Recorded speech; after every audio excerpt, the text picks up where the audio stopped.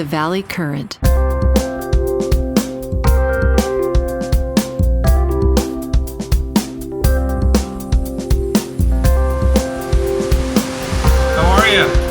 Hey, Pat, what I love about you is you're always on time.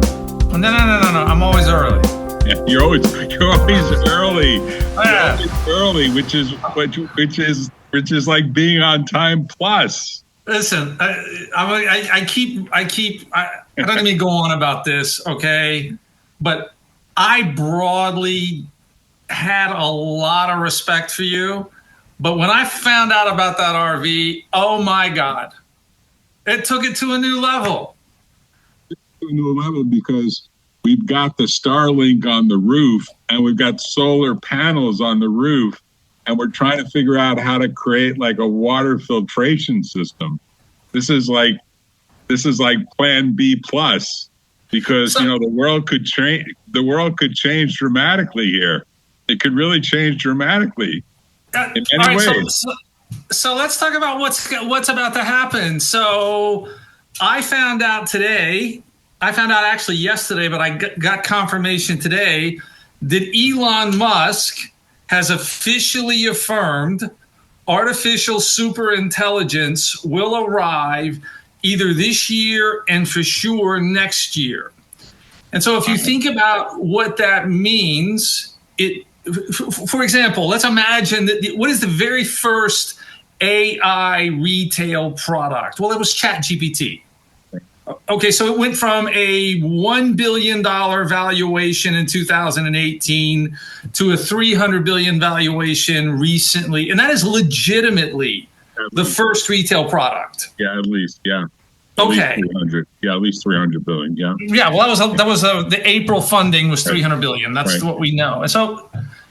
And so this bow to the gods, look at the speed with which they got to like 100 million, utter bullshit. I mean, because they try to measure it against Google and all these other metrics. And that's not a fair compare, because when Google launched, we were in a CDMA network. No one had laptops. No one had smartphones. Right. No one had the infrastructure wasn't even anywhere close to being in place. We didn't even have electricity that was working 7x24. It's unbelievable. So and all of a sudden, well, look at how fast ChatGPT. It's because everybody's got the shit. Right. We've got the hardware, okay? Which is exactly why everybody's going to get their face ripped off with full self-driving. Because the last I checked, there's a street outside your door. There's a stop sign. The entire infrastructure is already in place. And so that's why I have officially retired. I'm out of the money business. No shit's given here now. You're never getting out of the money business. It's over with. It's over with. So you're never getting out because you enjoy it too much. You know what I enjoy? I enjoy the email that I sent you today. Okay, what astounds me is this concept of the Overton window. For example, I can say, as I said in the attachment, here's the federal deficit. Here's the relationship between the S&P 500 and the federal deficit. Why does no adult male or female acknowledge that correlation is firm, it's set, and when the Congressional Budget Office tells me what the federal debt's going to be in 10 years, they're also telling me what the S&P 500's doing or is going to do. You could say we got the signal because it looks like his tax bill is going to be approved, right? Well, it doesn't even matter. Nobody even cares. His big By the way, bill. No? Yeah, look, all we know is a deluge of money is coming, and there's no way to stop it. It's just... I had this conversation yesterday with, it wasn't a conversation, I just ripped the guy's face off, and his wife also, who happened to be there. So I mentioned that 100% of every new car sold in the world is going to be electric by the third quarter of 2028. And you would just think I had was, and this, well, there's just no way, there's no way. And I said, well, give me your data. Where's your data? Right. And obviously, they don't have any. Okay, so let's think about this. How long has this transition been going on? Well, most people don't know, but it's been going on we're in year 17. 2008 was the first year that Tesla sold an electric car. They sold 100 of the Roadsters in 2018. Today is 2012. In 2024, there were 17.1 million electric vehicles sold globally. So these are demonstrable facts. Right. I mean, Tesla was not even the first one because GM had this little tiny. No, we're talking that scale and that scale production. Okay, so you got to start somewhere. If you wanted to, I mean, they had electric cars in 1910, but let's just talk about that one company that sort of ignited this, which was Tesla in 2008 with the mandate. Okay, so up to 2024, that's 17.1 million units. Those are demonstrable facts, dead easy to pull a compound annual growth rate. And so then you go to ChatGPT and you say, for example, if X is 17.1 million and you know what the global new car sales are, the average for the last 15 years, guess what the number is? 78 million units. So if somebody pushes back to me and says, well, I don't actually think 100% of new car sales is going to be electric by third quarter 2028, and I say, what's your data? What's your data? How many cars are sold every year? Well, I don't know. Well, somebody in this conversation's getting called a dumbass. It's either you or me. Hammers. The usual term is the sack of hammers. How are you gonna have an opinion about when 100% of every new car sold globally is going to be an electric vehicle when you don't know how many cars are sold globally? It's not even possible to have the conversation. And so that's what I don't understand. So if you take that compound annual growth rate and then you cut it in half and you say, well, it's not going to grow at that rate. Okay, so then you're still 100% of every new car sold globally in 2029. The point is, why is this hard? I keep trying to tell everybody that I'm by far not the smartest guy in the room ever. But you're the richest. Ever. But I ask a couple of questions. Yeah. Let me ask you a question, because you wanted to talk about this full self-driving rollout. Okay, right. So it just happened this week in Austin. It just happened this week in Austin. Right. RoboTaxi. Okay. So the other question I get from time to time is, who's going to win? Right. Well, all right. So let's just think about this for a second. Who do we know are the players? Well, it's Waymo, and it's Waymo. Okay, so there are 17,200 Starbucks retail outlets in America. Okay, that's how many there are, roughly, give or take 100. 17,200 or so. I thought there were way more than that. That's just in the U.S. Okay. That's a U.S. number. Okay, I'm with you.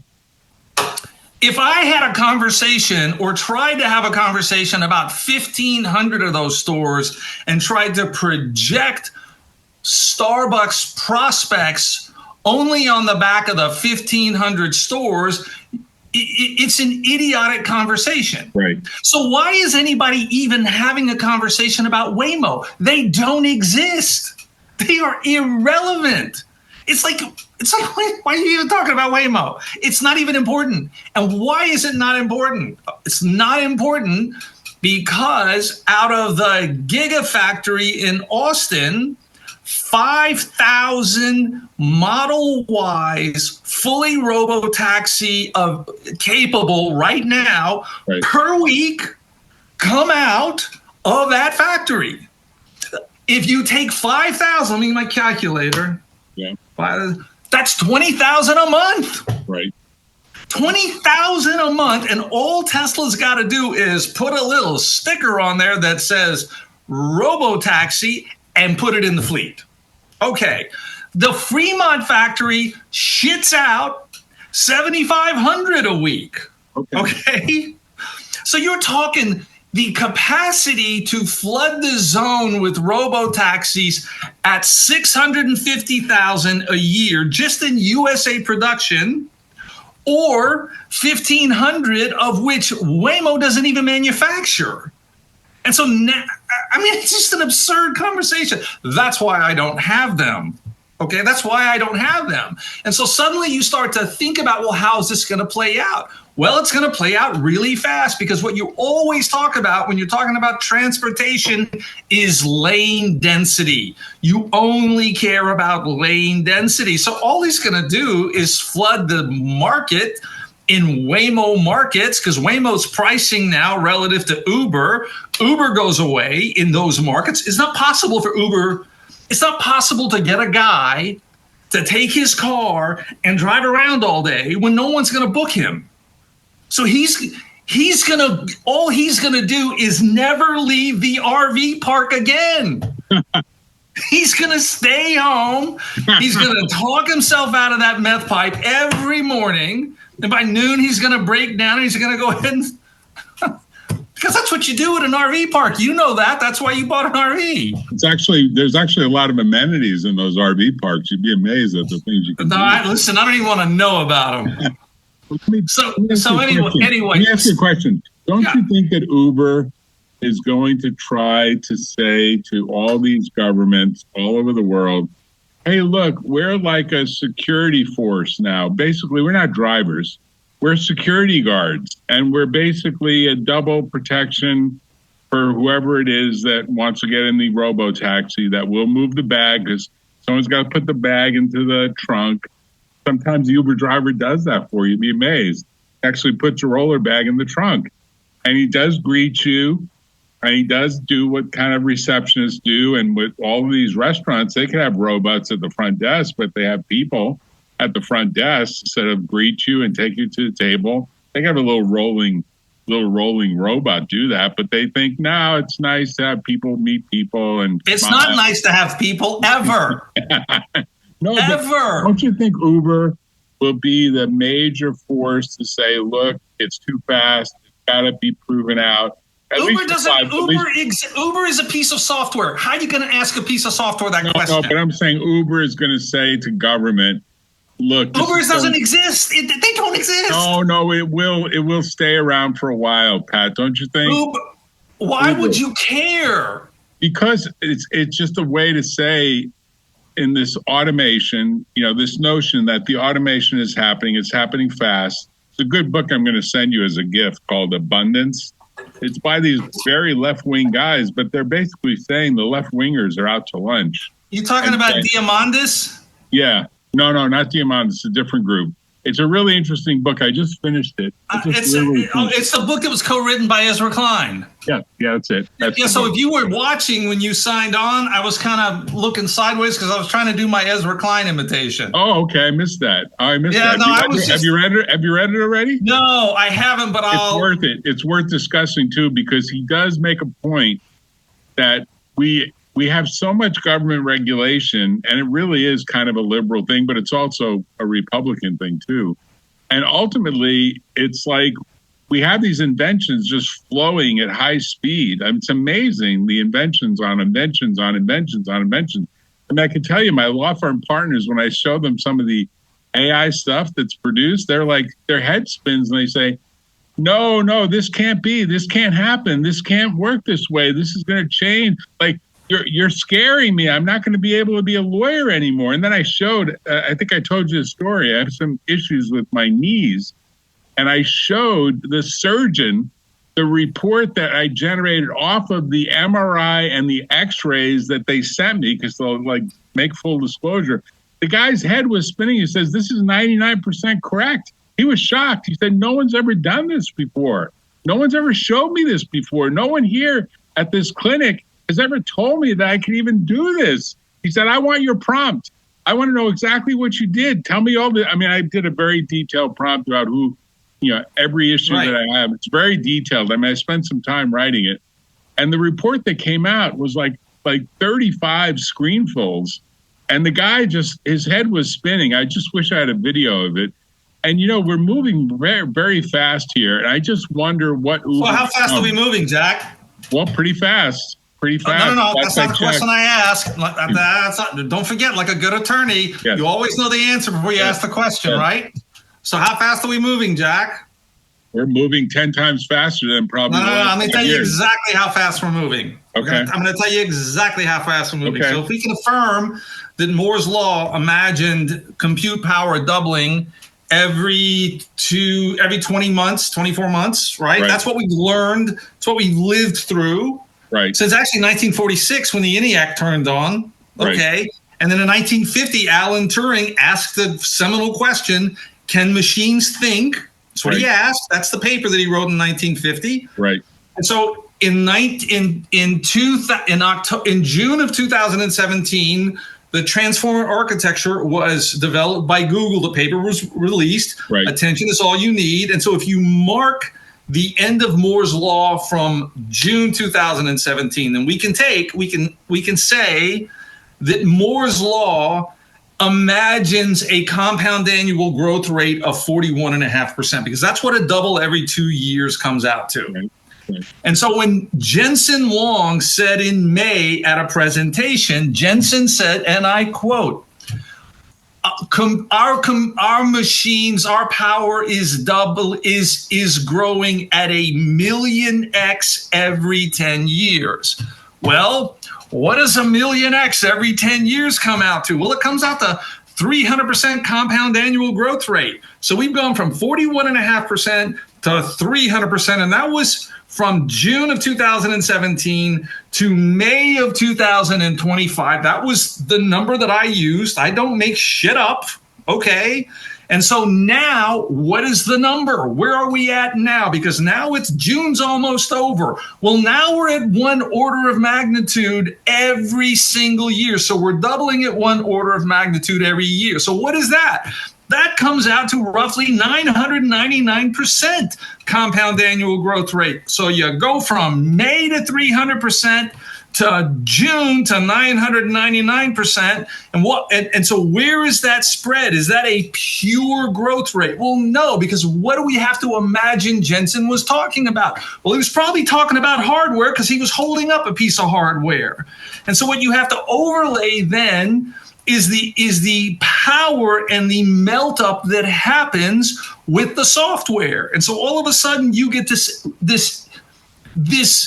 super melt up of compute scaling power laws that's happening, which is what I believe Musk was referring to. But then you ask the other question, okay, if X was 41.5% in 2017 and it's 900% in 2025, or said another way, if X is growing at 1 order of magnitude per year, what month and what year will X be growing at 2 orders of magnitude? Turns out that's 2027.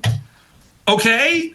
And so the last time we saw this was when Glenn Seaborg discovered plutonium. That was 1941, and that was the force multiplier that allowed the atomic bomb. And so what's the force multiplier now? The force multiplier now is software is writing software. The game is over. So we've gone for 300,000 years of organic intelligence to mechanical intelligence now. And this is where I'm sitting. Yeah. This is the point so any conversation about Waymo or Uber or Tesla is absolutely absurd.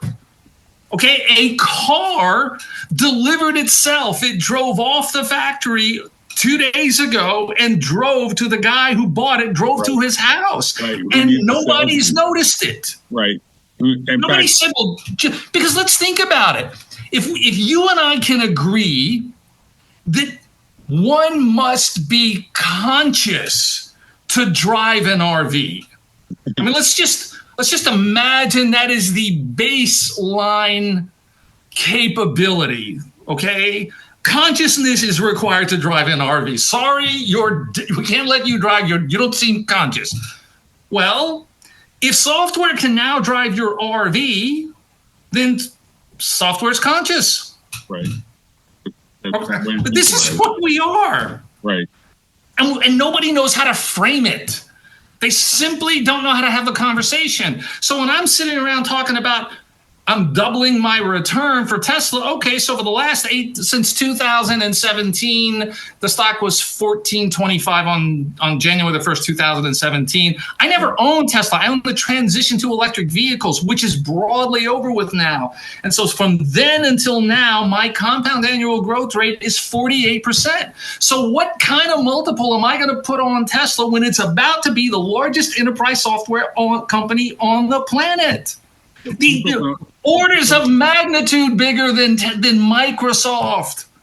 What people don't get, Pat, is they think of the car as fundamentally like a unit or widget, and they can't get their head around, well, maybe it's good if they don't sell more cars. They put them all into the RoboTaxi business, right? Oh, then why would you want Pat Duke to buy a Tesla Model Y for $48,000 or $45,000? So Tesla makes $7,000 one time only, right, when they can put it in the RoboTaxi fleet, right, and it generates, over 5 years, it generates $450,000 in recurring revenue. That's what people don't get. That's the point that people don't get. They think of it, they're so pigeonholed into GM sells cars, Ford sells cars, Chrysler sells cars.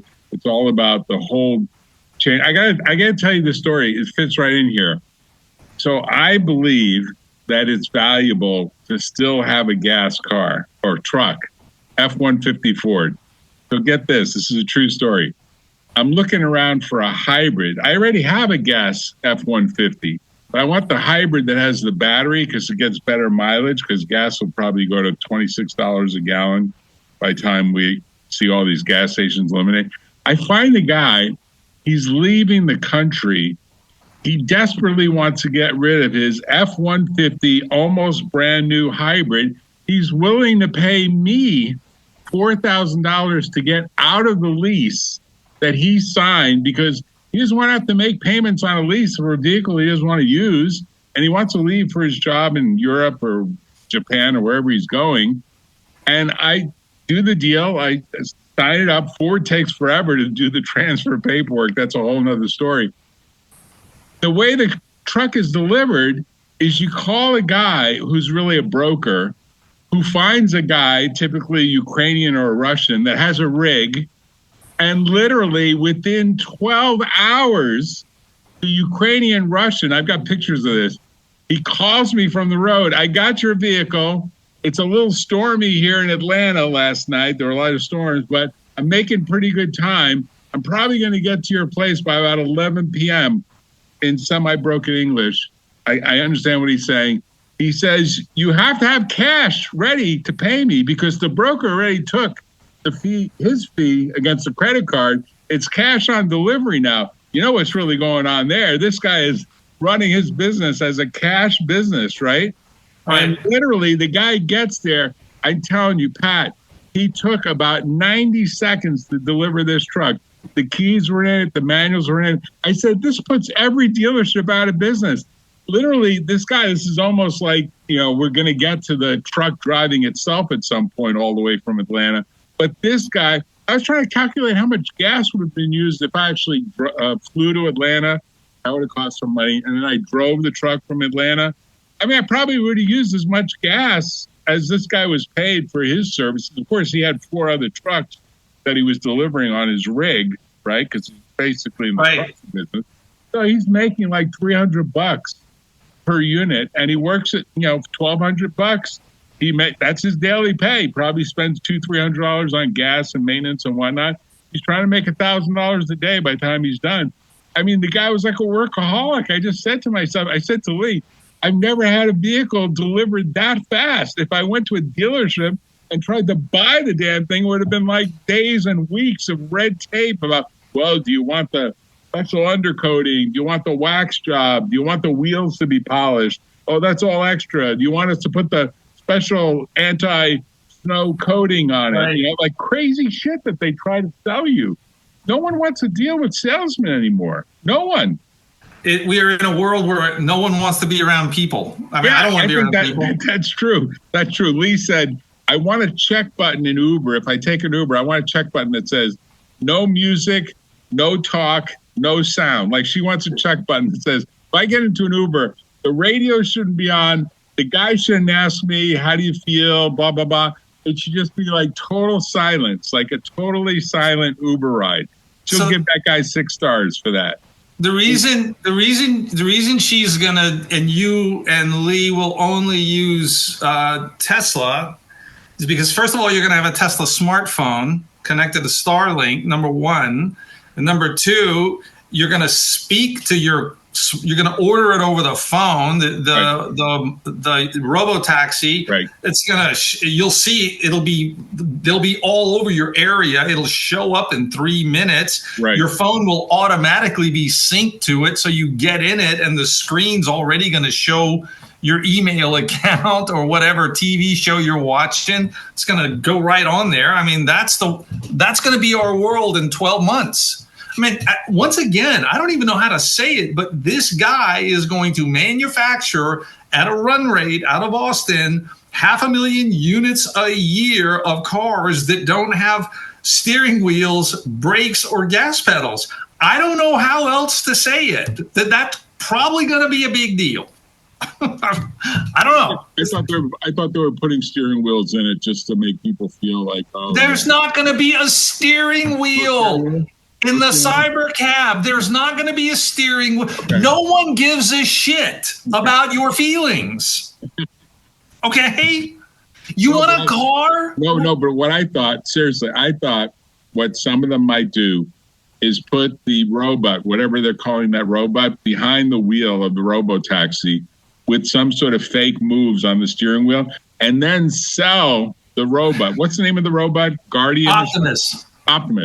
Optimus will be seated into a few of those vehicles, particularly at zip codes that have people that have some money.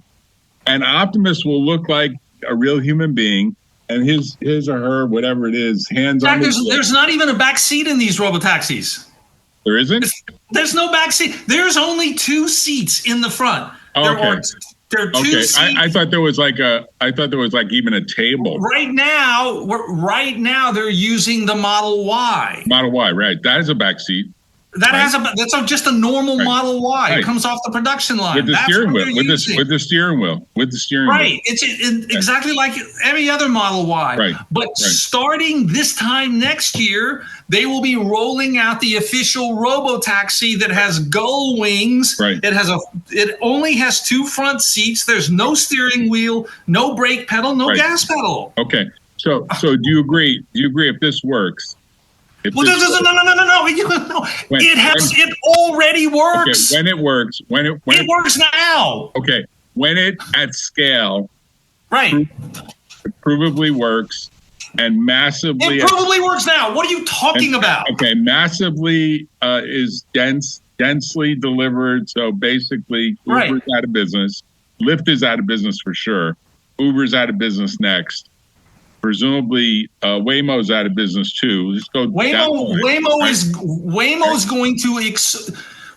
will probably explode higher. Will do really well. Yeah. Uber can also survive, but at some point they're going to have to purchase cars. Uber has to buy cars. Okay, they don't have any choice. Fortunately, the software already is commoditized. The software is fully commoditized. Okay, but stay on my thought. If all this plays out as you're predicting, why would anyone even own a car anymore? Exactly. Look at the big brain on Jack. Yeah. Why would anyone do that? They're not going to. Right. You have to pay insurance. You have to do registration. You have to do check the tires. You have to check the air pressure. You have to drive. Yeah. Why would you do it? You wouldn't.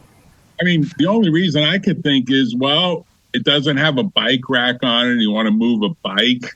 But I presume someone will figure out how to make a bike rack that can attach somehow. There'll be, right? Look, I expect in 10 years from now,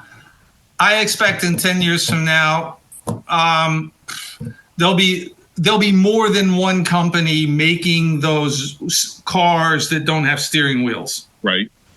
For sure. For example, I don't know if you know this, Amazon, which is Zoox. Yeah, Zoox, right. Okay, well, they've got the little buses, the RoboTaxi buses. Yeah, okay, well, they're right now at a 10,000 a year manufacturing run rate. They got a factory in Fremont, California, and in Hawthorne, California, building these things. So that's Amazon is rolling these things out.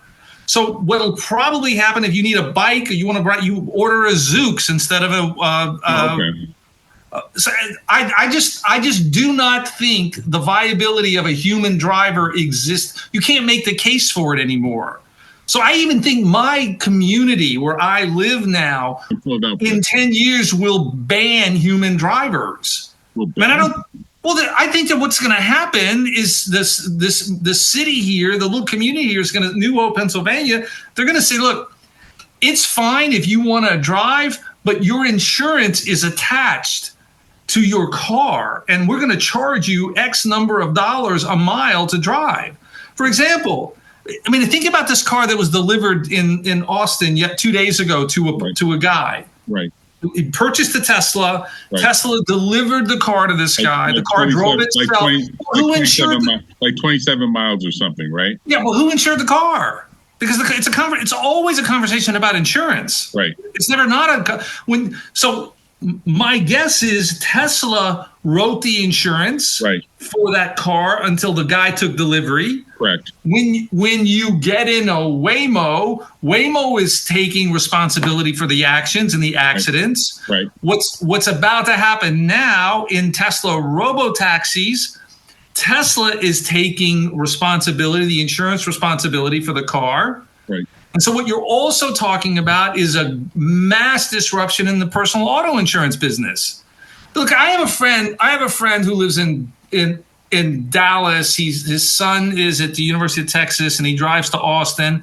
And you can and he buys his auto insurance from Tesla. Tesla sells auto insurance in several states. Yes, they do. So you can easily see a world where he notices that his insurance bill goes up when he's driving because he's not using full self-driving. Right. And so he gets a notice that says, if you use full self-driving on these stretches of freeway, your insurance rate per mile will be, instead of 68 cents a mile, it'll be 8 cents a mile.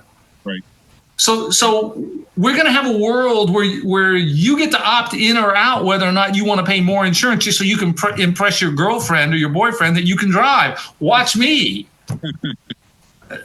That's what's going to happen. No, and all you have to do is look at the safety data. It's a safety data. So I keep telling everybody, what you want as a Tesla shareholder is the death count to explode. The more people that die in a RoboTaxi, the more money Pat Duke makes. Remember, Pat only cares about how much money Pat makes. Doesn't give a shit about anybody else's, okay? So when I'm watching the death count go through the roof, which it's going to do because vehicle miles traveled is about to go through the roof. One of the numbers that I happen to know is how many people actually die per 1 million vehicle miles traveled. So it's easily predicted. With regular human drivers, you mean? With regular human drivers. So So you have the accident rates for that, and so if I hear that someone dies in a Tesla RoboTaxi, that means Tesla drove 10 million vehicle miles, because that's the ratio. One death per 1 million vehicle mile traveled today. Okay, and so if the rate is if one person dies in a Tesla RoboTaxi, that means 9 people didn't die. Right. Okay, well, it's the counterfactual that you have to look at. And so, my God, do I want more people to die in a Tesla RoboTaxi? You bet. Because the higher the death count, the more vehicle miles that RoboTaxi is working and generating money. I think it's it's proven already for sure that the automation drives far better. I mean, just think about the intellect. Think about how smart somebody needs to be to say this. Well, that Waymo's RoboTaxi, I don't know if I'd trust it. I just don't know about if that's safe. To which the proper retort might be, so let me get this straight. So you're thinking that one of the largest companies on earth, Google, is going to create a product that's going to kill more people than if the product didn't exist at all. That's what you're thinking. I mean, it's an absurd conversation. Is my point. I think people think more along the lines of that movie that had Julia Roberts in it recently, that there'll be some interference with the network and some sort of botching interruption of some sort. And the reason there's a logical reason why they think that. Seriously, and I don't want to get too technical here, but they're just really stupid people. Okay. Well, the movie makes it sound like it's. You have to be so over the top stupid to have those thoughts come out of your mouth in a world where we have drunk drivers and fentanyl drivers and distracted. Yeah. It's an idiotic thought. Well, okay? Ethan Hawke was in that movie too, and it was very convincing. But I mean, Jesus, it's insane. This whole thing. Look, I just think and this is between you and I, because I take it on good authority. Nobody gives a shit what I think. So let's just say, I think this week, right now, these days are as important as when everybody woke up on August the 7th, 1945, and just said, what just happened? Right. What just happened in what do you mean a bomb? What are you talking about? Right. Because that's where we are. Right. That's what just happened. Right. A machine reasoned. Okay, because that's what it does. It reasons, a reasoning model since Chat 03. It's now reasoning, and software is reasoning. It's been written about since 1715 or whenever Mary Shelley wrote Frankenstein. I mean, what's what we're talking about? We're talking about inanimate objects reasoning and thinking and taking action, and it has arrived. Suggested viewing. Her. Watch it again. So the 80th anniversary is coming up essentially in a couple of months, right? Less than a month and a half or so, right? August. Right. It's 80th anniversary. Right. And it looks to me like someone is going to say on that anniversary date that we ended up spending, and probably this is true, we will continue to spend a lot more of the global GDP on additional nuclear weapons as a result of everything that's playing out currently between Iran and Israel, right? That seems to be the counterintuitive but realistic assessment of what's playing out. Not even. I would completely agree with you. Right? It's like to me, it's gotten only far worse, and more nuclear stuff. I would argue it's gotten far better, not worse. Far better. The more nuclear weapons that exist on planet Earth, the safer we all are. You think so? Well, dude, just look at the numbers. Okay, just look at the numbers. If we wanted to save humanity, we would all pitch in and build an atomic bomb and give it to Iran. Stop that shit right away. Just give it to Iran and just expect that they won't use it. The whole thing stops. Yeah. Just stop. They're going to get it anyway. Well, I figure that Russia will probably sell them one in exchange for 1,000 drones or something, right? Well, it doesn't even matter. I mean, it's just an absurd. We're in an absurd world now. I mean, when you've got drones fighting drones, you've got hardware fighting hardware. What's the point of all that? There is no point. These are wars about slaughtering innocent people. Okay, and the higher the death count, the more money everybody makes. So what are you predicting these days for what the actual outcome will be for Tesla? Let's say by the time the next president, whoever that might be, actually gets into office. Elon Musk is the current president, number one. Let's start there. And I keep trying to. I don't understand why people look. We are entering one of the largest deflationary cycles in the history of capitalism.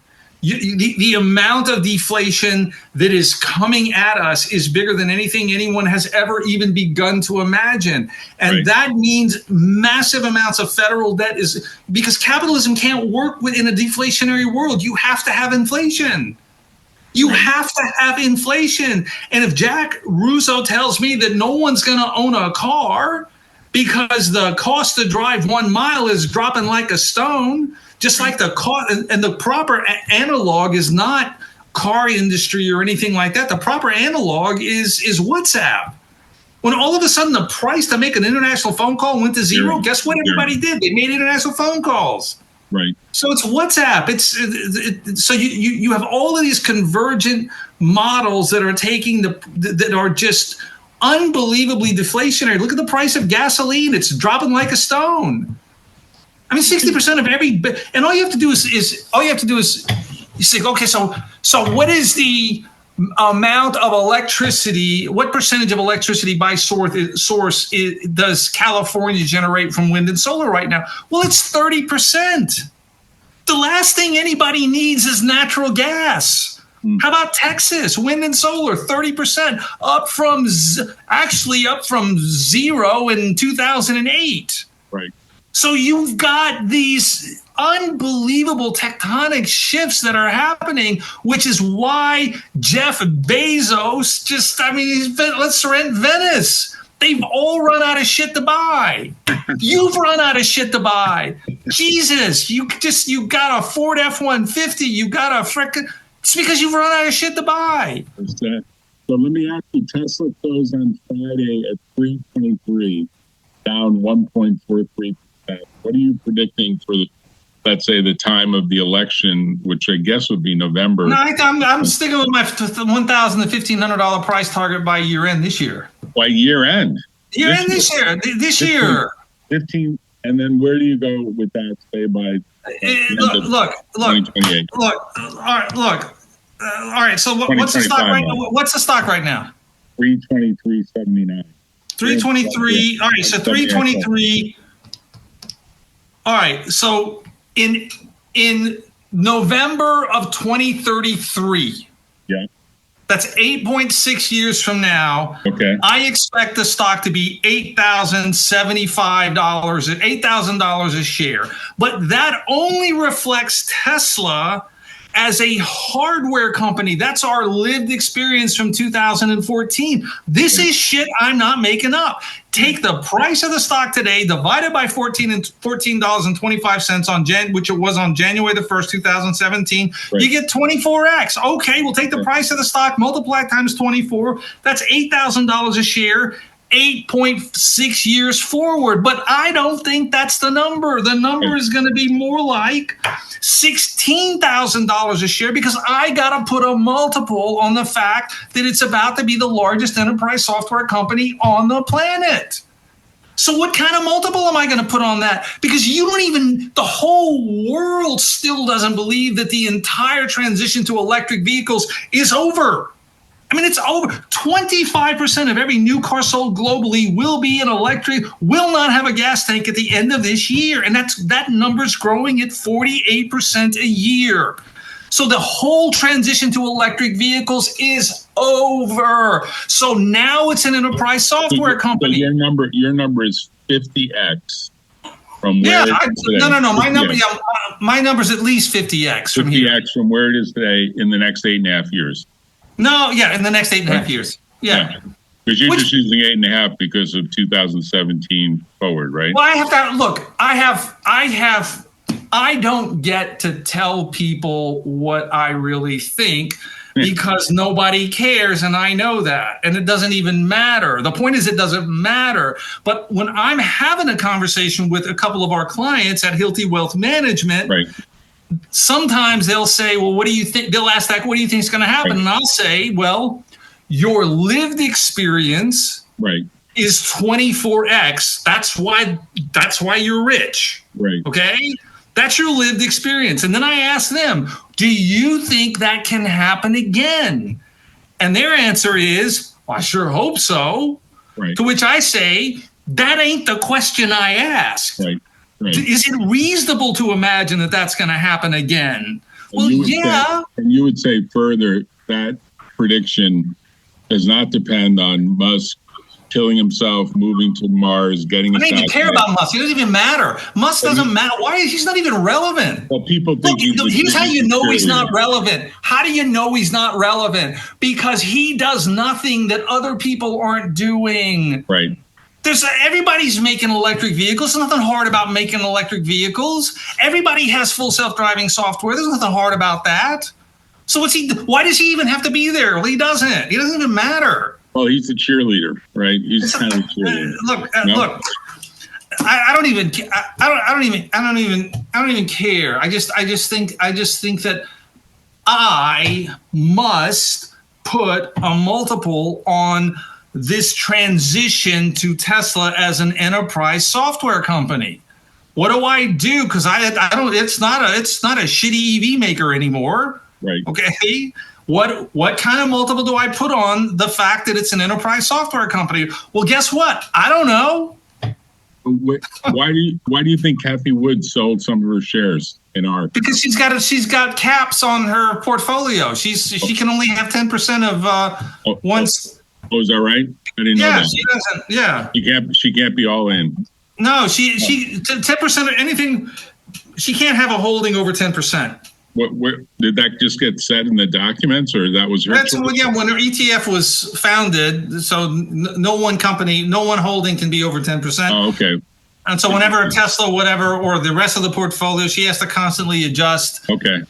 Look, I'll tell you, people ask me all the time about how to think about it. And all you got to do is pull up a chart on Yahoo Finance and pull up a 200-day moving average, moving average. I mean, it's just a smooth curve. You would also say NVIDIA doesn't match that outcome, probably, that Tesla beats NVIDIA. I don't think about it that way. I think the story for NVIDIA has not even begun yet, okay? I think that story has just started, because remember, capitalism doesn't work, okay? Right. Capitalism is an idea that we are meant to believe so folks can their vested interest can rape and pillage us, okay? So you literally have to be beyond idiotic to think capitalism is a working system, okay? It's really we just have a form of feudalism. We're back to feudalism, aren't we? Of course we are, with the lords and the barons who knew all happened to be white, okay? So it's the same trade. You would put Palantir into that bucket as well, right? Because I think criminality as a platform. That's scale. I think criminality. So I think it's legitimate. Right. I mean, look, you can ask anybody. Here's a legitimate question: Why is the fact that Donald Trump took a $400 million bribe from Qatar, why is that not discussed? Why does that not come up? Okay. Why is the fact that it's very likely that the president of the United States is being blackmailed by the techno conoscenti out of Silicon Valley because they've got pictures of the president as a pedophile? They've literally got proof of it. Because he does sue people often, and it's surprising they didn't sue Musk. It's not surprising at all. He killed Epstein, so it's not surprising. Wow. Why would anybody be surprised that Trump didn't push back? Because Trump knows he's got the photos. Well, everybody knows it. Probably Putin has them too, right? Of course he does. So why is that not being discussed? Let's end with this, because I want to do this prediction. I want to mark a calendar. So you're saying number one in your portfolio for sure is Tesla. Maybe number two is NVIDIA. Maybe number 3 is Palantir. Let me tell you what I own. Let me tell you what I own. Yeah. I own Nvidia. I own some Palantir. I own some Nvidia, and I own Amazon. That's it. That's it. That's it. I don't own anything else. Let me tell you what I plan on owning. Okay, this is really important. Okay. Nothing. Don't give a shit. Wait, do you have a gas car? Do you have an actual car? We don't even have a car. Patricia's got a company car. Okay. I don't have a car. You have a Ford, right? What do you have? I used to have a Ford pickup truck, but I gave it away in 2000, and I haven't had a car since 2008. What does Patricia get as a company car? She gets a Chevy. She gets a Chevrolet something. Oh, SUV. She gets an SUV, right? Yeah. Cool. She's gonna stay with gas, right, or a company? No, she's not gonna. No, she doesn't go anywhere like you. You don't go anywhere. I know you don't go anywhere. You got an RV and you just got a Ford F-150. You don't go anywhere. I do spend more time on a bicycle than anything else, to be honest. Of course you do. I do spend more time on a bicycle. So you don't go to 7. You don't go to Magnificent 7, the new Magnificent 7. You're like 4. You're basically. Why? Look, why would I care? I mean, because they're all the same. They're all doing the same. Yeah. They're all monopolies. They all do the same thing. They have no technology moat. That's not possible. It doesn't even matter. So yeah, I just own those 4, and I only write about Tesla because I don't give a shit about anything else. Why would I? Well, Tesla's the more interesting case because they are going through what you might call a major transition into enterprise software, where they've been. It is the biggest story. It is by far the biggest story you and I will ever experience in our lifetime, because a machine is driving a car. Right. Okay. Right. He's got a factory in California that's building 50,000 semi-trucks a year. That's the current run rate. Humans will not be driving those things. And what it does say, in retrospect, all due respect to Tim Cook, CEO of Apple, is Apple could have bought Tesla for $700 million and been in control of a company that would have had just Apple screens all over the place in these self-driving cars, because these self-driving cars become like entertainment vehicles. They're going to have screens all over them, right? Probably, I guess. Well, you're just going to have $700 million. They could have paid cash. They could have sent a check. Tim Cook could have just signed the check and he would have owned Tesla. And he decided not to do that deal. It looks now like he's got to buy an AI company. I mean, Tesla basically is an AI company. He's going to buy an AI company probably for like $50 billion. I mean, no one criticizes him, but he's a very conservative guy. He had an opportunity to have Apple own a car company that probably will be worth what? $25 trillion when all is said and done? Well, let's it's going to be worth a lot more than Apple. It's going to be worth a lot more than Apple. Let's just talk about Pat. Can we just talk about Pat for a second? Yeah. Okay, let's talk about Pat, because this is the crux of the problem. Okay, right. People can't get their head around compounding. Yep. That's so true. if I told you in the last 8.6 years, Tesla is up 24x, then $100,000 8.6 years ago is now 2.4 million. Right. Okay. Right. Well, if I tell you that's going to happen again, okay, then in the next 8 years, how much is that? Well, that's 60 million. Well, what is 60 million? That's at the current run rate. It's 1.5 Citation G500 Gulfstream G500s. Okay. So if you see my point, the self-driving G500s. Self-driving jets. So if I'm right, if I'm correct, instead of a 24x, it's 50x, then that's $115 million in 8.6 years. Amazing. Why would I want to have a conversation about stocks or this? Or I don't care. Oh, I want to have a conversation for a second about Tim Cook. because everyone thinks he's a brilliant CEO, and I have no disrespect for him. I mean, he was a good bean counter at Compaq. He was a good bean counter as CEO. No disrespect, Tim, if you're listening, but look, you didn't take the ambitious goal. You bought a goofy Beats catalog of music for $3 billion. You could have bought Tesla for $700 million, and you would have had a company that would have been propelling forward at an unbelievable rate. Right now, it seems to be stagnating. We'll see what they do. They're obviously in the market to buy an AI company, but they could have owned Tesla. Now, maybe he just thought it was just a little bit too ambitious. They did spend a bunch of money on a car. They did have a project called Titan that apparently has been disbanded. And ultimately, I think people will look back, and I don't know when he's going to retire, but at some point, someone's going to look back and write the book and say, that was the whale that got away for Apple. That was the whale opportunity that would have required a lot of chutzpah, but it completely got away. They spent $3 billion on this earphone company because they had a music catalog, and I guess they were worried that somebody else was going to buy it. Maybe that penned out. $700 million they could have owned everything you just described, which probably conservatively, if it was properly managed, of course, would have been this amazing kind of 50x investment for them. Maybe a lot more than that, probably, because they could have integrated a lot of Apple products right into the vehicle. Like a lot of Apple stuff could have been integrated in. We'll see what happens. Like somewhere in this, someone's going to make a play. Maybe Tesla will itself to control the content that gets played inside that vehicle, right? Because it's not obvious that your Apple phone, maybe your Tesla phone's only going to work in it, right?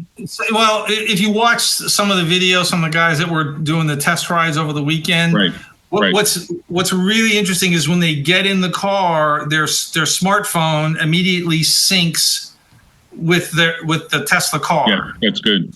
So there's all their apps show up on the screen. Yeah, when they get out, those apps go away. So that makes sense.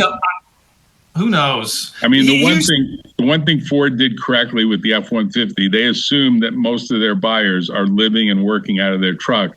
They actually created a desk inside the console where you can actually put a laptop.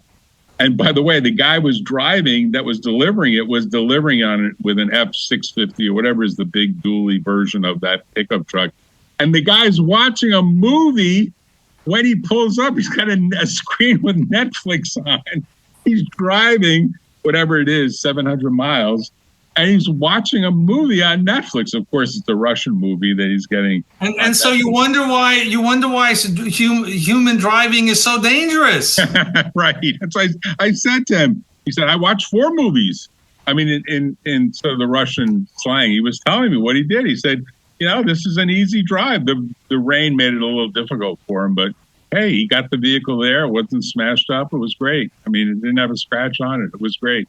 But the point I'm making is that CEOs can get revered, and some of them make decisions that no one really critically looks at. And I think someone eventually will say, Tim, that was the whale that got away. You really should have decided to cut that check for $700 million and bring Elon Musk on the board and maybe bring them into management and try to actually make this mega company that would compete against Huawei, because Huawei looks like they're going to own the market to some degree in what they're building on the other side of the planet, right? Huawei. What do you mean, Huawei on what you mean with EVs? Yeah, EVs. No, I think.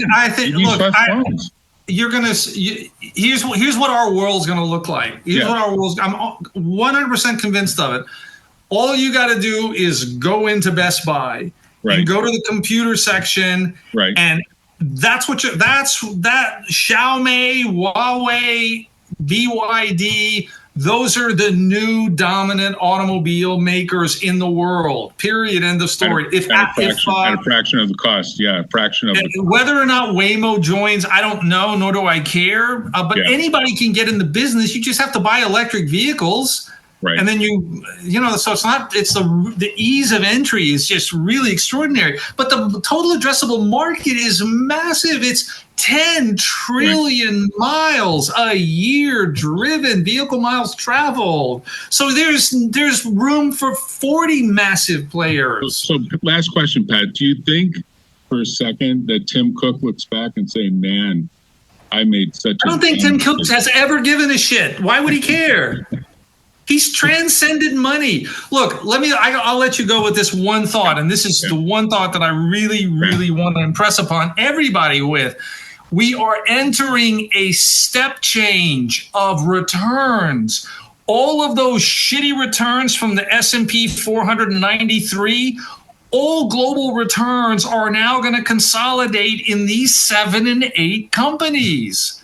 That's it. You had 4 listed. Where are the other 3? Well, the other one's going to be. I don't know. You tell me. Microsoft. Okay. I mean, Avago, Broadcom. Broadcom is one of them because we're moving into inference now. So all you got to do is look at the token usage, and the inference unbelievable. So you have an NVIDIA, Broadcom, Palantir, obviously, Microsoft, Google, but by far and away. If I were going to add a name right now, if there was a name that I was going to add, I would add Google. Right. I mean, it's an absurd idea not to have Google in your portfolio. Right. I don't have it because I don't give a shit. I mean, why would I do that? I don't care. Yeah. So I don't believe in diversification. I think it's the biggest fraud on the planet. Yeah. So, but anyway, the point is a step change in returns has arrived. And what drives that step change in returns? It's the acceleration in compute power, just like we saw the acceleration in the TNT equivalent of atomic bombs. It's the same trade. They literally had to sign a test ban treaty in 1963 to stop that shit. Yep. Because there's no known maximum, and there's no known maximum to these orders of magnitude acceleration and compute power that is going to drive NVIDIA and all these other companies, these other monopolies higher. Because when I'm having a conversation about one order of magnitude right now, and in 48 months, I'm going to be having a conversation about 2 orders of magnitude, this is not a world we will recognize. We already don't recognize it. Stay healthy, Pat, because we've got a report on this. This is pretty valuable information. It's unbelievable. I mean, this is just amazing. All right, well, look, it was great talking to you. Stay cool. I'm gonna make it to Philadelphia with my RV, so you get to see what life is really like. You're gonna love it. All right. I'm gonna bring you some great sardines too. All right, man. I'll see you. Bye. Tune in next time on The Valley Current.